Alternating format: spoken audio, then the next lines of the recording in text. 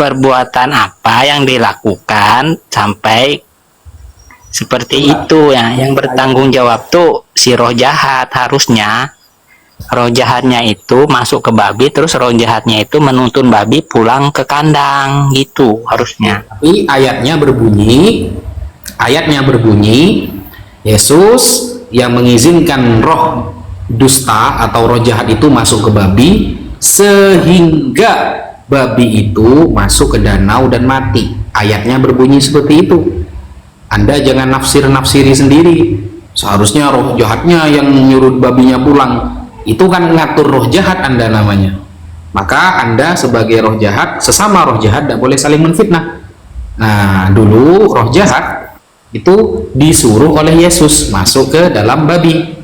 Anda sebagai roh jahat 2025 tidak boleh menfitnah yang dahulu, harus hormat.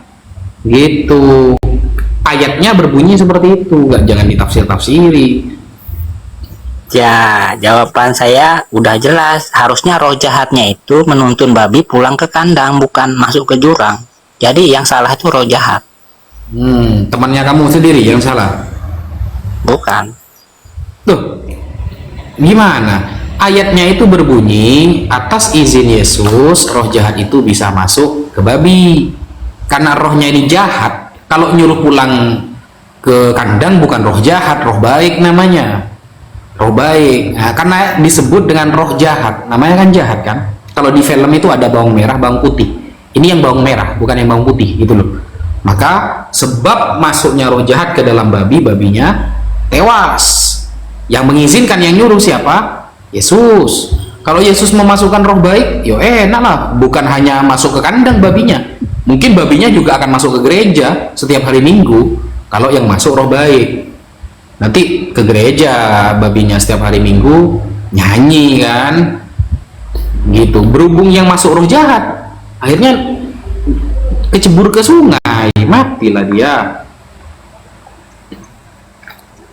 Gimana itu? Ya tetap salah roh jahat. Kenapa dia mengarahkan babi cebur ke sungai? Harusnya dia mengajarkan babi, ngajak babi lari ke puncak gunung, cari rumput makan. Kan gitu. Itu bukan roh jahat, namanya roh baik. Itu namanya kalau mengarahkan perkara yang benar. Yang diizinkan Yesus masuk ke babi itu roh jahat. Sampai paham nggak jahat itu apa?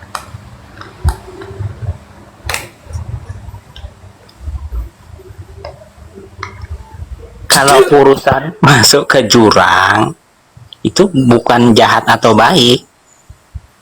Jahat artinya apa? Jadi kalau babinya itu dirasuki roh jahat, terus dia ke jurang atau pulang ke kandang atau pergi ke gunung cari makan, ya itu suka-sukanya roh jahat.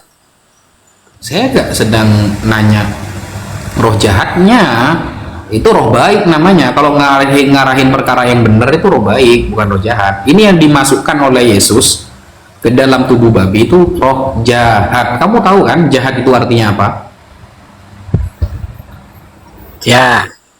Nah, kalau jahat berarti kan nggak bener pasti. Akhirnya nyemplung Ya, kan? enggak kalau nyemplung ke kalau babi nyemplung ke sungai itu bukan berarti jahat. Apa berarti? Bisa aja babinya pengen berenang kali. Ada ceritanya babi bisa berenang. Ya ada babi di YouTube tuh banyak babi bisa berenang. Oh, itu bukan babi, itu Lord Nafiri namanya, bukan babi. Babi itu tidak bisa berenang, beda sama kuda Nil. Iya, kalau kuda Nil iya bisa berenang, bahkan cepat. Aduh, masa nggak pernah nonton YouTube babi itu bisa berenang bawa anak-anaknya nyebrang sungai? Itu sungai cetek itu. Kalau sungai cetek jangankan babi, ya kucing aja bisa. Ini danau itu dalam danau itu. Nggak ngaruh dalamnya, babi itu punya kaki buat berenang kayak anjing, kutuk sampai ke seberang gitu loh. Nah, coba di mana itu datanya? Ada babi pernah nyebrang danau itu yang dalam? Babi di YouTube nyebrang air tuh. Coba tampilin YouTube-nya, pengen tahu.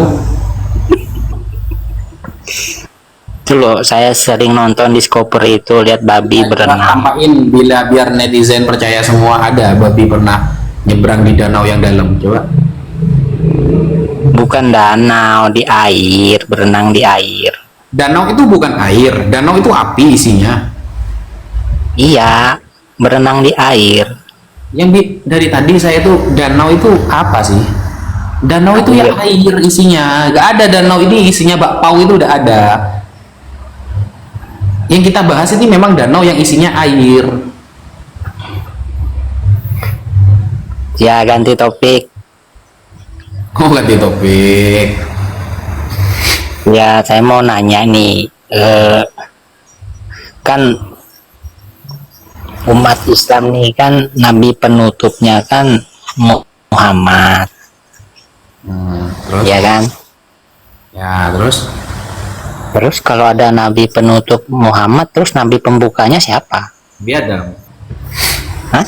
Nabi Adam. Nabi Adam. Iya. Ada ndak ayatnya mengatakan bahwa engkau Nabi Adam adalah nabi pembuka, atau saya Nabi Adam, saya adalah nabi pembuka? Ada. Nah, di mana itu? Di hadis ada. Di hadis. Iya. Kenapa? Ya, bunyinya gimana? Apakah ini Nabi Adam adalah nabi pembuka? Jadi ada hadis riwayat Imam Ibnu Hibban di dalam kitab riwayat Imam Ibnu Hibban di dalam kitab Sahih Ibnu Hibban, bahwa suatu saat Rasulullah Shallallahu Alaihi Bukan Wasallam. hadis Bukhari atau hadis Muslim. Hadis itu bukan cuma dua, Sedeng. Iya, tapi kan yang diakui kan hadis Bukhari dan Muslim. Siapa yang diakui cuma Muslim dan Bukhari? Kata siapa? Duh, masa nggak tahu? Coba kata siapa? Saya pengen tahu. Yang diakui hanya Sahih Bukhari dan Sahih Muslim. Yang lain gak diakui. Coba. Pengen tahu saya di mana itu datanya? Kata orang-orang. Kata orang-orang. Astagfirullah. Harus ada data lah. Jangan hanya kata orang. Iya, kalau di Bible kan kata orang, Yesus adalah anaknya Yusuf. Yusuf adalah anak dari Eli. Eli adalah anak dari. Iya, kalau di Lukas. Kalau di kita Islam tidak boleh. Di dalam Al-Quran kata orang, katanya tidak boleh seperti itu. Di Islam tidak boleh kata orang itu. Kalau di Lukas ada memang kata orang, Yesus ini anaknya Yusuf, Yusuf anaknya Eli. Nah, kalau di Islam tidak boleh. Riwayat sahih dari sahabat dari Ibnu Hibban bahwa Rasulullah bertemu salah satu sahabat, Abu Dzarrin Al-Ghifari. Suatu saat Abu Dzarrin Al-Ghifari bertanya kepada Rasulullah, "Ya Rasulullah, ada berapa nabi itu?" Rasulullah menjawab, 124.000 nabi. Dari 124.000 itu ada berapa yang menjadi rasul? Ada 313, kata Rasulullah. Siapa yang pertama menjadi nabi itu, menjadi rasul itu? Man awwaluha, siapa yang pertama? Maka Rasul menjawab, Adam alaihi salam. Jelas sahih hadisnya, bukan dhaif. Ya, tapi kalau bukan dari Bukhari atau Muslim, saya tidak percaya. Kata siapa itu? Kalau selain Bukhari dan Muslim ditolak itu kata siapa? Ya, kata saya tidak percaya. Oh, kata saya. Ya tidak apa-apa. Kalau kata kamu tidak apa-apa. Kan kata kamu. Terus itu tahunnya itu 125.000 itu dari mana? Dari Rasulullah lah, dari Nabi Muhammad. Nah, dia tahu itu dari mana? Dari Allah lah. Kapan dia nanya ke Allah? Allah nurunkan lah, ilham ke Nabi Muhammad. Gimana sih? Ilham. Iya, ini tetangga saya tidur tadi orangnya, ilham.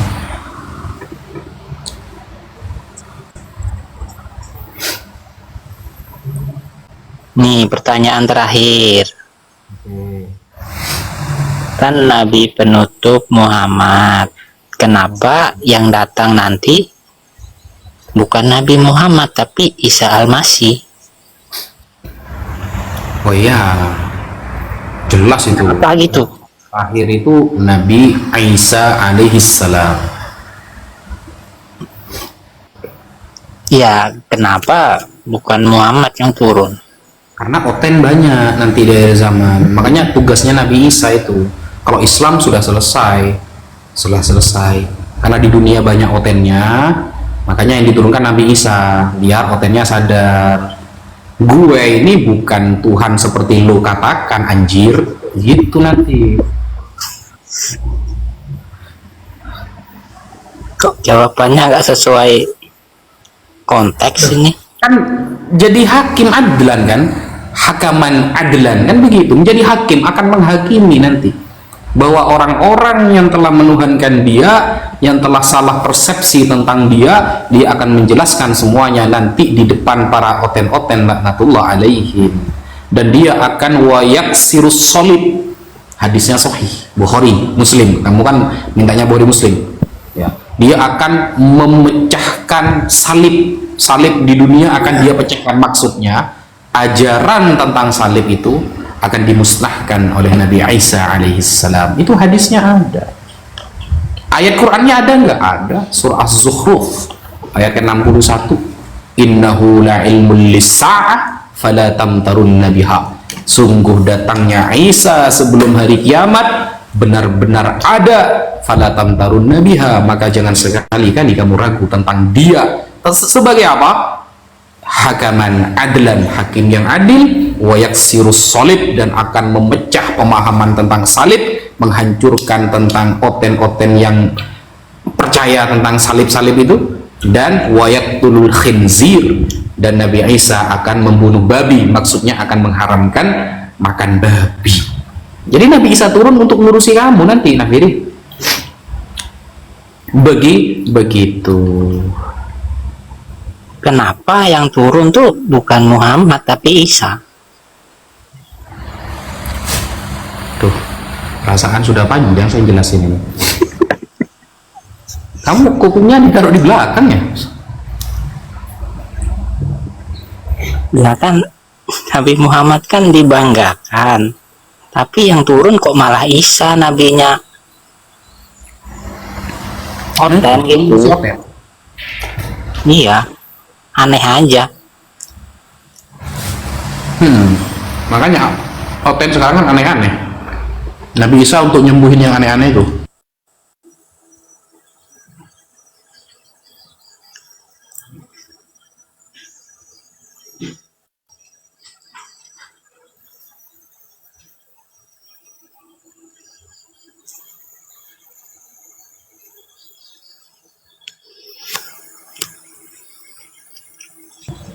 Itu Mas Afiri, jawaban saya ada hadisnya itu, nggak Jadi asumsi. itu turunnya itu dari mana? Katanya kan turun dari mana itu Nabi Isa? Nanti dia di Palestina, Enggak, dari mana ke mana? dari Palestina ke Mekah, Enggak, itu kan turun dari atas tuh dari mana maksudnya? dari langit. Dari langit. Iya. Langit sebelah mana? Tahu Citayam? Citayam itu ke timur. Itu kalau ke timur kan masuk ke daerah Condet. Nah, itu di sana, di RT 4. Maksudnya langit tingkat berapa? Tingkat 1, 2? Tingkat kedua. Hah? Tingkat Atau kedua. turun dari langit atau turun dari surga? Dari langit lah. Lain dari surga. Hah?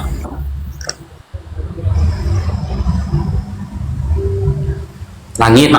Mana ayatnya turun dari langit? Kan dibilang turun, akan turun.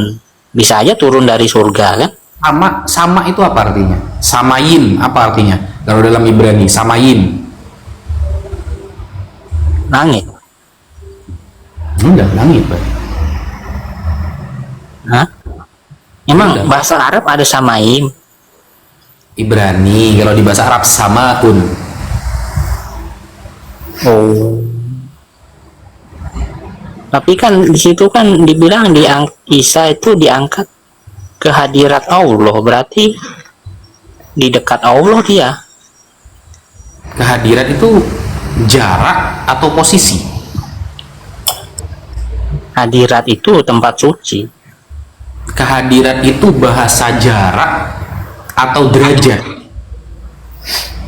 Hadirat itu tempat suci. Enggak, saya nanya kehadiran Allah. Istilah hadirat itu mengarah kepada tempat atau derajat?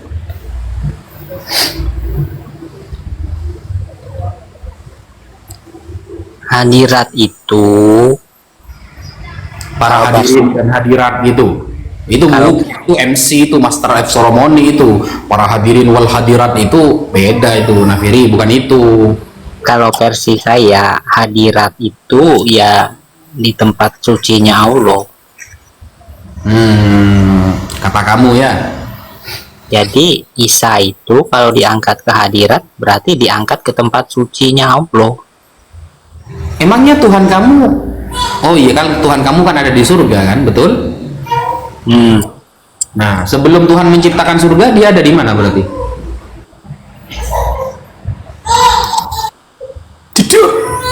Jadi surga. Surga kan ciptaan tuh, kata Anda, Tuhan Anda ada di surga. Pertanyaannya, sebelum Tuhan Anda menciptakan surga, dia ada di mana? Ini loh saya nanya, hadirat Allah tuh di mana? Tunggu dulu. Karena kalau di kita, Tuhan itu gak bertempat, gak ada tempatnya. Kalau di kamu kan jelas tuh, Bapakku yang di surga. Bapak ada di surga. Nah, sebelum Bapak menciptakan surga, Bapak ada di mana? Sebelum menciptakan surga. Sebelum Bapak menciptakan surga, Bapak ada di mana? Surga itu bagi Tuhan itu, Pom bensin, surga itu ya wisata. hadirat dia. Surga itu tempat bukan?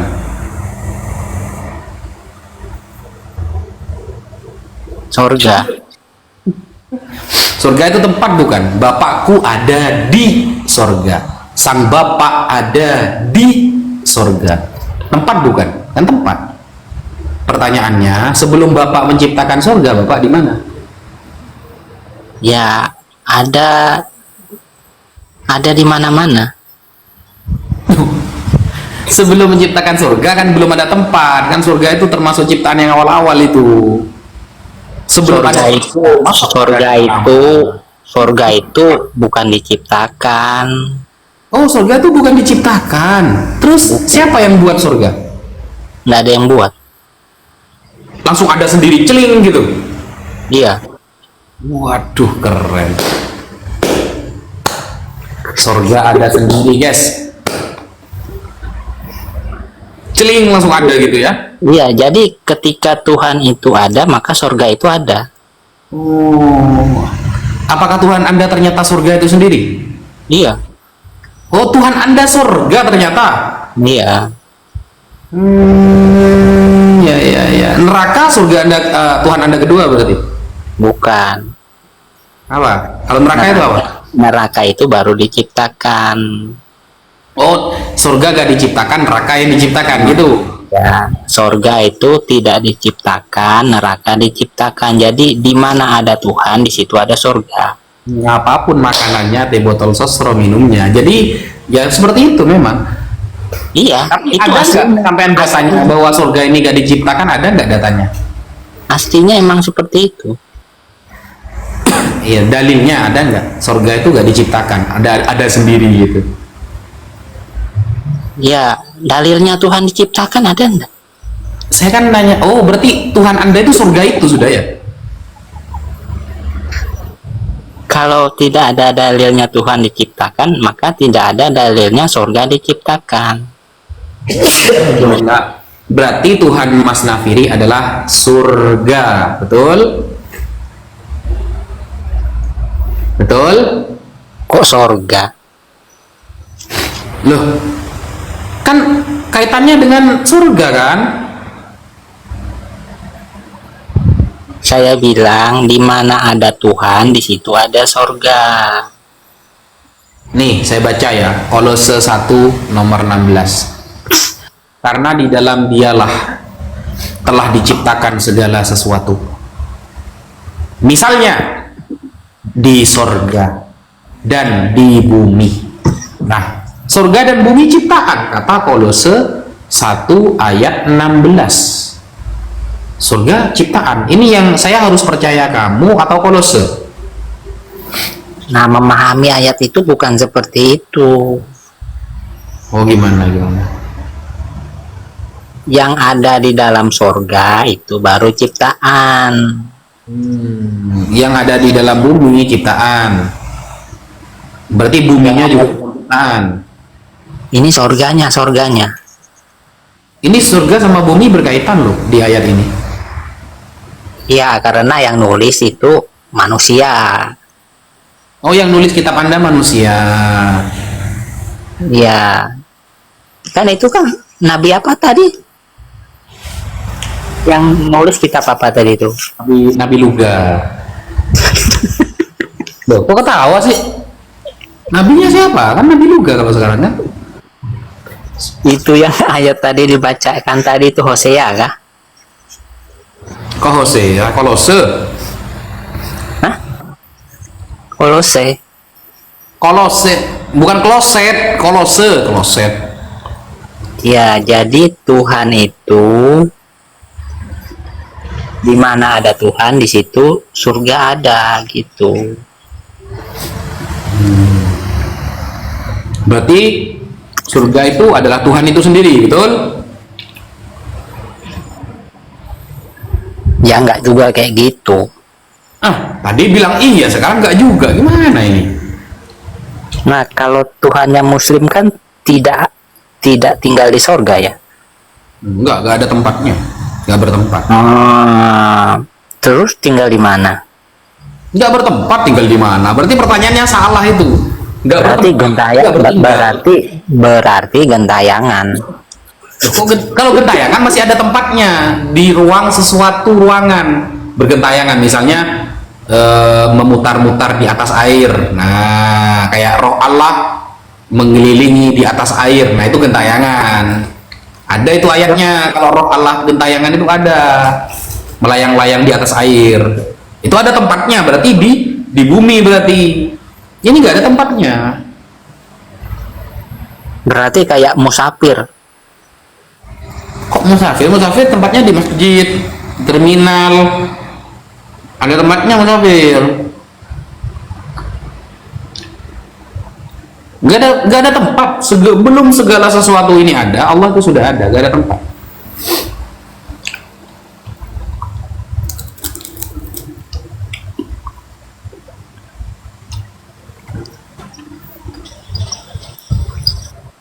Berarti kayak orang yang tidak punya rumah, muter terus, bingung mau tinggal di mana. Di surga enggak, di neraka enggak, terus tinggal di mana? Orang nggak punya rumah, itu masih dia punya tempat tinggal. Loh, Iya, karena bisa tinggal di jalan, di bawah kolong jembatan, di rumah saudaranya, di rumah orang tuanya, ada masih. Ini nggak ada tempatnya. Tuhan itu nggak bertempat. gentayangan kan nggak ada tempatnya. Nah, yang gentayangan itu roh Allah melayang-layang di atas air, itu gentayangan. Berarti di sekitar bumi masih ada kan tempatnya di sekitar bumi. Ini sebelum bumi ada, sebelum surga ada, sebelum neraka ada, seluruhnya sebelum ada, Allah itu sudah ada. Dia ada tempat-tempat. Ya, kenapa Allah nggak bikin tempat untuk dia tinggal? Kalau dia bikin tempat untuk dia tinggal, berarti tempatnya lebih besar dari Allah. Sedangkan Allah itu yang maha besar. Kalau sudah maha, maka tidak boleh ada yang lebih besar daripada dia. Kalau dia bikin tempat, maka itu sudah bukan Allah lagi, karena dia akan lebih kecil daripada tempatnya. Begitu. Berarti di Allah tidak bisa membuat tempat yang lebih besar daripada dia. Allah tidak mungkin membuat tempat karena dia tidak butuh tempat. Kalau Allah itu pakai tempat kayak Yesus, misalnya Yesus kan kalau kata Matthew Henry kan hidupnya dari sedekah, ya dari sedekah. Kalau tinggalnya di tempat rumah orang tuanya, kadang nginep di rumah muridnya, itu yang nggak punya tempat, bingung akhirnya kan, nginep di rumah murid, kadang di rumah ibunya jarak. Allah berarti tidak bisa membuat tempat yang lebih besar daripada dia ya. Nah, kalau lebih besar dari Allah berarti harus lebih hebat dari Allah, sedangkan Allah itu nggak diciptakan, dan sesuatu itu diciptakan selain Allah. Jadi pertanyaannya yang salah gitu. Loh, saya bukan pertanyaannya, kan saya cuma nanya Allah bisa tidak menciptakan tempat yang lebih kecil daripada dia. Allah ini maha kan, betul? Iya. Maha kalau Bisa sudah enggak? maha, kalau sudah Iya. maha berarti gak ada sesuatu yang lebih dari dia kan, betul? Iya. Berarti kalau sudah gak ada sesuatu yang lebih dari dia, lalu kamu bertanya, bisa nggak Allah membuat sesuatu yang lebih dari dia? Misalnya tempat. Kalau tempat berarti lebih besar dari dia, padahal dia yang maha besar. Nah, ini nama pertanyaan yang logical fallacy. Anda terkena logical fallacy, jadi salah cara berpikir. Karena kalau sudah maha, itu harus yang paling top, harus yang paling maha besar. Kalau dia buat tempat, berarti dia bukan maha besar lagi, karena tempatnya lebih besar dari dia, gitu loh. Allah kan maha, bisa maha besar, bisa ndak maha kecil? Nggak bisa. Nah, Kalau maha kecil berarti lemah nantinya. Harus maha besar, keren, nggak kayak Yesus, kecil, dibunuh pula. berarti Allah kalau tuh maha, bisa maha besar, ndak bisa maha kecil, berarti bukan maha, berarti cuma maha besar aja gitu. Ada istilah maha kecil. Maha itu kalimat untuk keagungan. Sampai pernah belajar bahasa Indonesia nggak? Kalimat kata maha itu identik dengan keagungan, bukan identik dengan kelemahan, dengan cacat. Kalau kecil itu nggak pakai maha, saudara, ngomong aja salah kamu. Kalau maha itu identiknya dengan kemuliaan, keagungan, itu mahasiswa, berarti yang sudah di universitas. Masa ada maha TK gitu? Nggak ada maha TK. Anak TK yang disebut maha gitu ya. Mahasiswa ya pasti yang kelasnya yang sudah paling unggul daripada yang lain. Nggak ada maha TK itu. Gimana sih kok? Malah Indonesia aja kok. Kalau di dunia manusia kan itu emang terbatas kata maha, tapi di dunia Tuhan kata maha itu kan seharusnya tidak terbatas, harusnya bisa jadi maha besar dan maha kecil. Coba di sekolah yang paling tinggi itu SMA, SMP, apa universitas? Universitas. Universitas. Makanya ada istilah maha, karena tidak ada murid yang sekolah setelah universitas itu. Nggak ada sekolah lagi. Jadi universitas itu S1, S2, S3 itu sudah terakhir, jenjang terakhir. Makanya istilahnya maha. Dikasih maha. Maha. Kenapa? Identiknya sama keagungan. Kalau TK, ada nggak dikatakan maha TK gitu? Identiknya dengan sesuatu yang kecil, yang rendah, yang lemah. Nggak ada. Gitu aja nggak paham. Ya itu salah manusianya, kenapa pakai kata maha? Nah, salah manusianya. Lord Nafiri manusia bukan? Manusia. Nah, sudah, kamu yang salah berarti. Jadi Allah ini bisa maha besar tapi tidak bisa maha kecil, berarti tidak maha. Maha itu identiknya dengan apa? Maha identik dengan apa itu? Ditanya nanya balik, gimana orang ini? Enggak jelas. Maha itu ya identik dengan dengan hak prerogatifnya Tuhan dong. Siapa yang bilang seperti itu? Oh iya, dia bisa jadi maha maha maha besar, dia bisa jadi maha kecil, dia bisa jadi maha kuat, dia bisa jadi tidak maha kuat, dia bisa jadi maha lemah maha, gitu ya? Bisa jadi maha lemah iya, gitu, maha sakit iya, gitu, dia maha bisa tewas. jadi dia bisa jadi maha tak terlihat, jadi maha terlihat kan gitu. Maha itu kan tidak terbatas ruang dan waktu. Jadi bisa apa aja. Itu baru maha yang benar tuh gitu. Yesus maha bukan? Yesus maha. Maha apa? Berarti sesungguhnya Maha apa Yesus? Tuhannya Oten ini lebih kuasa daripada Tuhannya Pak Ustadz Wapi. Yesus maha apa? Maha segalanya. Maha lapar juga kan? Maha lapar. Duh, maha kenyang tanpa makan. Dia maha tidak butuh segala sesuatu. Tidak usah makan. Yesus makan ikan goreng. Berarti kan maha makan. Yesus tuh maha kuasa. Kalau maha kuasa, dia seharusnya bisa menguasai daerah itu. Kan kuasa. Kenapa malah dia yang dikuasai? Dia yang dikejar-kejar Hansip Romawi. Dia yang tewas di kayu salib. Dia yang dia sendiri. Nah, karena belum Dia selesai. Belum Maha selesai. Karena belum selesai, dia kan perlu turun lagi nanti. Nah, disitulah epic comebacknya nanti. Maha, kemudian jadi maha gitu.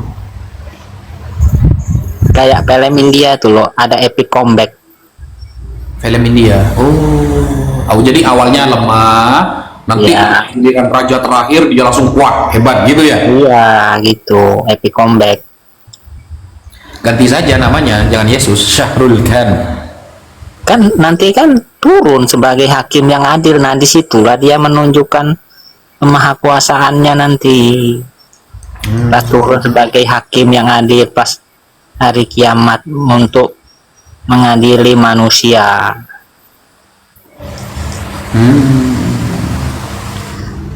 Yesus turun ke dunia berapa kali? Yang kelihatan apa yang tidak kelihatan? Yang tidak kelihatan. Yang tidak kelihatan. Gua berkali-kali. Tak terhitung. Itu kata Yesus apa kata kamu? Ya, kata-kata yang sudah pernah ngeliat. Pertanyaannya, kata Yesus apa bukan kata Yesus? Kata orang yang sudah pernah ngeliat. Berarti bukan kata Yesus ya. Bukan kata Yesus. Adakah di Bible Yesus mengatakan aku akan turun berkali-kali? Dan turunnya aku itu dibagi jadi dua, ada yang kelihatan, ada yang tidak kelihatan, ada yang agak samar-samar gitu. Yang agak samar-samar sering, yang kelihatan dua kali gitu. Gimana? Ada, Yesus bilang gitu. Ini sebenarnya Yesus tuh nggak kemana-mana sih, masih ada sampai sekarang. Ngapain dia? Ada di mana-mana, mantau. Yesus mantau. Oh sih, coba lihat dari 1.700 penonton ada nggak akunnya yang Yesus? Loh, nggak ada di sini. Dia mantau live saya dari mana ini? Kalau nggak buat TikTok nggak bisa mantau saya live ini. Bisa kan, dia mantau dari yang tidak terlihat. Punya akun Dia kan, TikTok nggak? dia kan nggak kelihatan. Kan Punya akun kata TikTok Yesus nggak perlu. Nggak perlu. Kan tidak terbatas ruang dan waktu, jadi nggak perlu akun TikTok untuk ngelihat orang main TikTok. Itulah yang disebut dengan Tuhan gentayangan. Ibarat saya ini Pak Ustadz, saya nggak perlu punya akun TikTok untuk melihat orang main TikTok. Saya bisa pinjam HP teman, nah kan? Bisa pinjam HP teman, ngelihat akun TikTok orang lagi live, bisa lewat komputer, bisa lewat TV, Sih. Jangan-jangan kamu Yesus ya? Apalagi Tuhan, nggak perlu akun TikTok ya. Jangan-jangan Mas Nafiri ini Yesus? Ya bukan lah. Oh bukan. Oke. Lord, soalnya Lord kan. Jadi Allah ini tinggal di mana Pak Ustadz kalau bukan tinggal di surga? Nah, kok pertanyaannya tinggal lagi? Nggak bertempat. Jadi pertanyaan itu salah gitu loh. Dia nggak bertinggal. Enggak tinggal. Hmm. Tapi ada tapi tidak menempati. Iya, Itu tidak gimana? menempati sesuatu. Itu gimana caranya ya? Itulah hebatnya Allah kita. Nggak sama seperti makhluk. Ada tapi tidak menempati. Itu gimana? Itulah Konsepnya. hebatnya. Harus begitu memang. Harus beda memang. Kalau sama seperti kamu buat TikTok, mantau TikTok, mati 3 hari, giliran sudah gabut bangun lagi, itu nggak jelas. Tuhan kita itu beda. Nggak ada mati-matian, apalagi mati beneran. Nggak ada tidur-tiduran, apalagi tidur beneran. Nggak ada lapar-laparan, apalagi lapar beneran. Nggak ada. Kalau Tuhan kita itu nggak suka episode-episode kayak gitu. Itu mesti Ya, kan ada tapi tidak menempati. Terus kalau mau cari itu cari kemana kalau dia tidak menempati? Kan bingung umat manusia mau mencari Allah tapi dia tidak menempati sesuatu, kan bingung nyari kemana nih Allahnya nih? Apa Cara harus cari mencari ke surga atau harus cari ke neraka atau gimana? cara mencari Allah disebutkan di dalam surah Al-Kahfi ayat terakhir. Wa may yarju liqa'a rabbih falyamal 'amalan shalihan wa la yusyrik bi ibadati rabbih ahada. Barang siapa yang ingin bertemu dengan Allah, Allah ridho kepada dia, Allah cinta kepada dia, maka falyamal 'amalan shalihan, maka beramallah soleh selama di dunia, wala yusyrik bi ibadati rabbih ahada, dan tidak mensyirikan dia, tidak menyekutukan dia dengan apapun. Maka ketika dia mati dalam keadaan beriman, nanti di akhirat Allah akan berikan tempat yang khusus pertemuan dia dengan Allah Subhanahu wa ta'ala. Begitu cara ingin ketemu Allah. Jadi orang yang ingin ketemu orang spesial itu caranya itu susah. Kita harus bertemu, pengen ketemu langsung dengan Pak Jokowi misalnya, kepengen ketemu langsung dengan Pak Prabowo, kita harus jadi menteri dulu baru gampang ketemu beliau. Kalau kita masih sekelas rakyat biasa, sulit sekali akan bertemu dengan Bapak Prabowo sebagai presiden. Maka keimanan kita harus jadi seperti menteri, kehebatan kita, amal soleh kita harus sekelas menteri, baru kita akan bisa bertemu dengan Bapak Prabowo. Begitu saudara. Berarti harus mati dulu baru ketemu Allah. Itu Yesus. Wah, itu resiko kalau harus mati dulu baru ketemu Allah Pak Ustadz. Itu Yesus itu. Mati dulu 3 hari baru kembali kepada sang Bapak. Itu Yesus. Bukan Allah. Dok, kata Pak Ustadz tadi, ketika dia mati baru Allah bertemu dia di akhirat. Berarti harus mati dulu baru ketemu Allah. Itu resiko besar. Kenapa resiko besar? Iya, kalau Allahnya ada. Kalau ndak ada, ketemu siapa? Jong, bisa-bisa.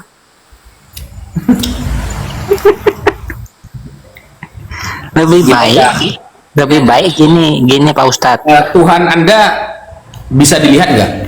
Lebih baik begini, lebih baik kita mencari Tuhan yang ketika kita berdoa pengen ditemui Tuhan itu ada hadir.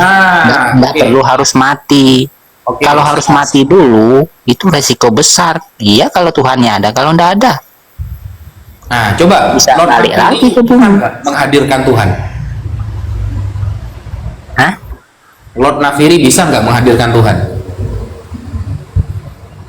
Menghadirkan Tuhan? Orang saya sudah ketemu, buat apa menghadirkan Tuhan? Kamu ketemu dengan Tuhan? Iya, Di mimpi. iya. Bilang gimana Tuhan sama kamu? Bertobat kamu Lot Nafiri, kalau enggak kamu saya buang ke neraka. Tuhan bilang gitu? Iya. Ini maksudnya Bapak atau Yesus yang datang ke kamu? Yesus. Yesus. Terus ngomong apa lagi? Ya itu aja, saya disuruh bertobat. Kalau nggak bertobat, saya dibuang ke neraka. Bertobat itu tobat dari apa? Dari kesalahan apa? Ya tahulah, cowok-cowok muda. Oh, kamu pernah berzina.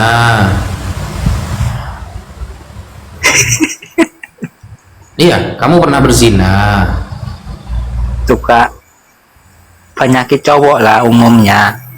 Apa? Soalnya saya cowok yang gak umum gitu loh. Jadi apa penyakit cowok yang umum itu apa? Berzina.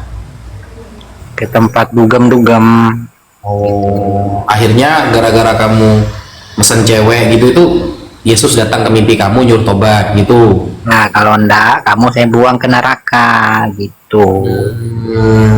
Iya iya iya iya iya iya. Terus Nah. kamu jawab gimana waktu di mimpi? Hah? Kamu jawabnya gimana waktu di mimpi? Ya ampun, minta ampun. Kamu minta ampun. Ya tolong, jangan buang saya ke neraka. Beri saya kesempatan hidup lagi. Terus Yesus jawab gimana setelah kamu bilang minta kesempatan itu? Ya langsung terbangun saya.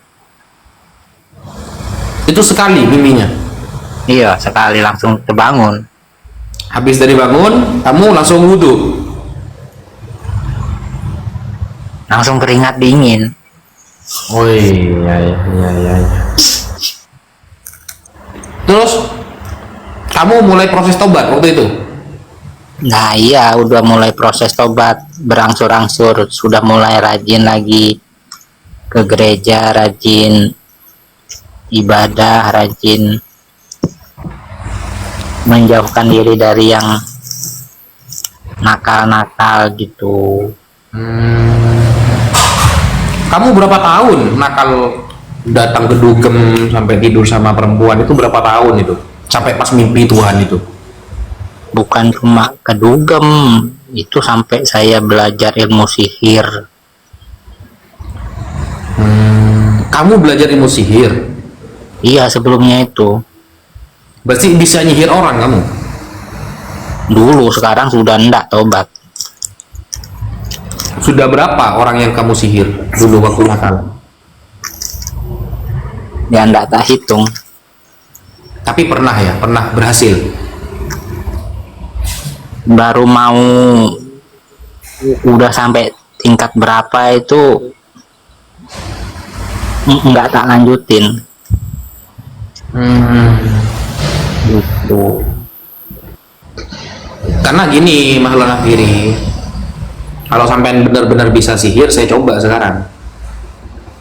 Oh ya.